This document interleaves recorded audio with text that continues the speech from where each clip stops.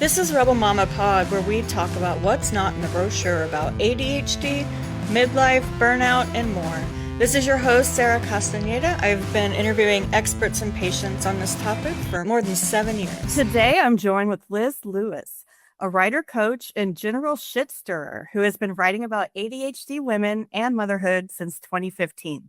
She founded healthyadhd.com first, and later, in 2019, The Enclave. She lives in central Pennsylvania with her husband, son, dog, and way too many houseplants. Currently, she spends her time working on her manuscript, hanging out in the Enclave, and coaching clients. And if you are looking for her, follow the trail of seltzer cans. True? Yeah, that's an old one, but yeah, it's true. I don't even do the Enclave anymore, but you know what? You don't? No. Oh my gosh. This must have been from the previous interview or something. Oh, that's possible. Yeah, that's possible too. Well, yeah. Let's jump in. Tell us what you're up to now. Well, I have a book coming out in June, and that's kind of been my thing for the last 3 or 4 years. I've been working on the book. I've been doing writing groups and taking writing classes and that kind of stuff. So that's what I've been doing the last few years. I still have the occasional client. Like I still take the occasional client, but I've really shifted my focus to, doing things in the real world and writing. So, but I've been in ADHD forever. I feel like I've been here for a long time. It feels like a long time. Yeah. And I bet all of that experience really informed your book. And do you want to tell us a little bit about how the impetus behind the book and how all that came to be? Well, I started writing when my son was little, because that was when I was forced to go back and re-engage with all the ADHD stuff, because I thought I left it behind when I graduated from college. And I don't know, that's what the doctors acted like, and that's what I thought. And so I just forgot about ADHD for 10 or 12 years or so. And then when I started to explore all of it again, I started a website at the end of 2014 after I'd collected tons and tons of information in notebooks. And I actually called it A Dose of Healthy Distraction, ADHD. And I wrote on there for a couple of years, and then I changed it to Healthy ADHD. So I've been writing about women and mothers with ADHD for a while. And back then it was Sari Solden and Dr. Michelle Frank, and it was Terry Matlin and Linda Rogley, and it was all those people.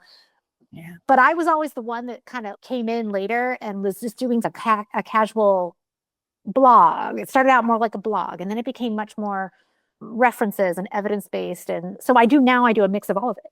And that's how the book, I think the publisher, if I recall correctly, they were on my email list. I just didn't know they were on my email list. Cool. Yeah. And I will admit that is not typical. That is not how most people end up writing a book. Yeah. So it was a little unusual. Yeah. How incredible. You are not the problem. You are not the problem. It's long. Late diagnosed ADHD women and the invisible forces that shape us. So tell us about that. Well, actually, I've been telling people this. It's really funny. When they first approached me, it was actually pretty early in the wave of ADHD. Like that all started back, I'm going to say around 2020 is when things really picked up. But when they first approached me, they actually asked me to write about motherhood and ADHD. And so that was what I was working on in terms of the proposal and everything. But it turned out that when I gave them a writing sample, they actually really liked the writing. And then they were like, well, could you write a bigger book?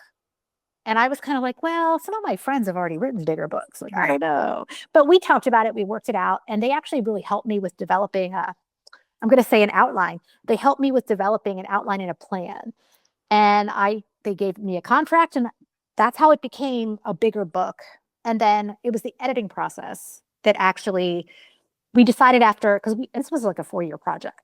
We decided during the editing, now that there are so many ADHD books, and there's so much stuff going on, that we wanted to focus it. And I said to them in some exchange, I said, hey, why don't I just write about late life diagnosis? Because that's like the buzz. And I said, plus I have all the content already here. I've already done the research. Like, let's just focus it here this way. But we kept a lot of our original plan. It's just, we focused it a little bit more on late life diagnosis. Yeah.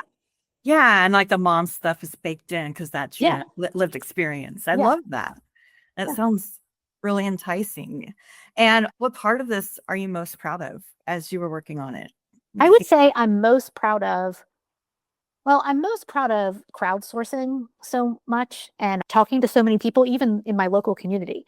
I'm really proud of the fact that I was able to, it made me uncomfortable at times, but I was really able to reach out and ask people for their stories to tell me, how did you experience this? What was going on? So I'm really proud of that section of the book about everybody thinks you're going to get relief with a diagnosis, but sometimes that doesn't happen that way. Yeah. There's a lot that goes into it. And I'm proud that I did the hard thing and talked to people about it. And then I got experts to help me. It is the hard thing. Yeah. And you were out in the field. That's incredible. That makes me want to read it more. And especially for us, just the idea of talking to people, I'm sure it took a lot of muscle talking to all those people. And I was so that. nervous. Every time I reached out, I actually remember emailing Russell Barkley and I was like, he is going to blow me off. I was like, there is no way this man is going to talk to me. And he was the nicest. He was so nice, you know? And I just felt that way almost every time I had to email someone and ask for input. I was just like, oh, this person's going to blow me off. I love that. I love that. But it ended up being a great experience. And I got to learn a lot and talk to really cool people. So yeah. That sounds like a really awesome endeavor. Is summer at your house a lot? You're trying to work from home, your kid is asking for snacks every 5 seconds, you have a team on Slack relying on you to be on. Your nervous system hits overload fast. Therapy helps me understand what's happening in moments like that. BetterHelp makes getting started easier. You get matched with a licensed therapist. You can talk with them in a way that fits your life. Phone, video, even messaging. To save 10% off your first month, click the link in the show notes or go to betterhelp.com/Rebel Momma. So I'm thinking of our listeners who also are embarking on their own creative journeys. Do you have any good advice for them on that? Well, I have so much to say. Yes. Because, well, and okay, I will preface all of this by saying I actually submitted for the conference this year. Usually I speak on some topic around ADHD in women, right? I actually submitted with a friend of mine who is published more than I am, and we want to do a writing workshop. Oh, that sounds so cool. Because there's a lot of people with ADHD that want to put words into the world. It's not always just about ADHD either. Some people, your work might require you to write frequently. Yes. Or some people just want to start a Substack, or they want to start a journaling habit, or whatever, some kind of self-expression, whatever. So I actually have really thought a lot lately about what made it possible for me to work on a book for 2 years and then edit it for another almost 2 years, and how I did that. And so what I've been telling people, and I literally have notes on this because of all my submitting for the conference, there's the stuff that we know about. There's all these executive function issues, trying to get yourself started, trying to plan. And all of us have probably in our past, I call it educational trauma. Some teacher, could have been high school, could have been an A point. We've had somebody in the past say to us, this is very disorganized. Yeah. Or you didn't answer the questions on the essay. Like, we've all had that. Yeah. So the first thing I would say is you have to get past all that, I don't know what to call it, educational trauma. And you have to redefine what good writing is and how you see yourself as a writer, if that's what you want. Because I always like to say everybody writes. Yeah. Like, everybody writes. Even if you think you don't write and you're a terrible writer, you're writing. You are writing every day, even when you're texting your friends. Like, you are writing. So, and the other thing I think is really important for ADHD is understanding the purpose of this writing. Like, what do you really want to get out of it, and managing those expectations? Because let me tell you, if you think you're going to like end up on daytime TV and you're going to be on like the Today Show or something, and you're going to write a great American novel maybe, or like whatever, I can tell you that as a person with ADHD, it is, unless you're famous, most people don't get to do that kind of stuff. Yeah. And so if you're, set your expectations, understand, don't worry too much about rejection sensitivity, and don't worry about having an organized mind. Like, start the writing stuff and don't worry about the conventional wisdom and the advice and all the stuff. Do your thing and do it thoughtfully. And I have like different strategies and things that I want to use at the conference, but that's basically, you can't expect, I don't know, to follow conventional wisdom if you have ADHD. And you can't compare yourself to writers that do not have ADHD. Mm-hmm. But there's a lot I could say about that. But it's something I actually think about a lot. Yeah.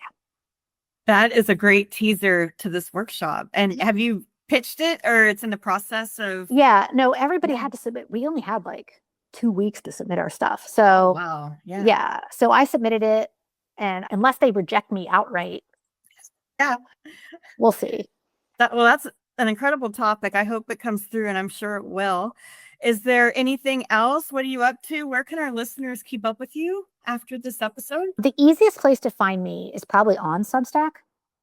You can literally look for me. You can look for Liz Yeah. Lewis, or you can type in ADHD probably, or you can type yes and, because that's what I call the Substack, yes and, because I feel like ADHD is always a yes and conversation.